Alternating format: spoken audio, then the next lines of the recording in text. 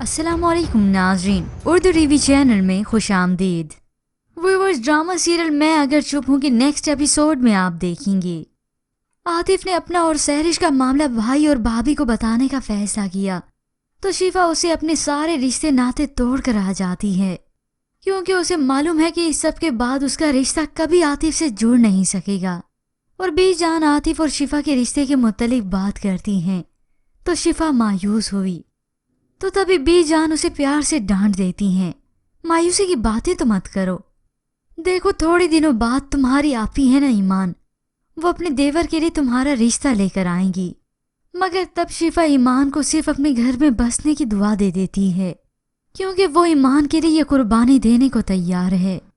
हकीकत तो वो जानती है कि ये सारी सहरिश की ही चालबाजी है। अगर आहद ने ईमान को छोड़ने की कसम ना खाई होती तो तब शिफा ये सारी हकीकत बता देती कि सहरिश की ये सोची समझी प्लानिंग थी। इधर शिफा ने ये कुर्बानी दी तो उधर आतिफ भी कुर्बानी के लिए चल निकला है। वो अपने भाई भाभी को एक बात बताना चाहता है।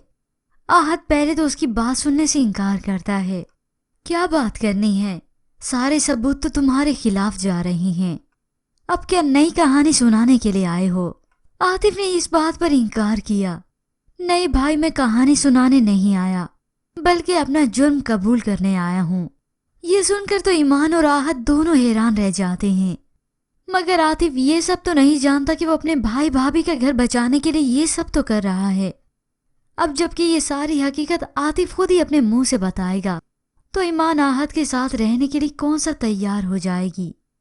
मगर व्यूअर्स, बहुत जल्द इस ड्रामे की कहानी में इस तरह से ट्विस्ट आएगा कि ईमान और आहद के बीच की बदगुमानी तो खत्म हो जाएंगी, मगर सहरिश फिर भी अपनी चालें चलती रहेगी और तभी वो अपनी चाल में नाकाम होगी और आखिरकार आतिफ और शिफा की मंगनी हो जाएगी, जो कि बहुत धूमधाम से होती है। अब तो सभी व्यूअर्स को आतिफ और शिफा की मंगनी का बेहद बेसब्री से इंतजार है। तो व्यूअर्स, क्या आपको भी इंतजार है शिफा और आतिफ के एक होने का? हमें अपनी कीमती राय का इजहार जरूर कीजिएगा। मजीद ड्रामास प्रोमो के लिए आप देखते रहिए उर्दू टीवी।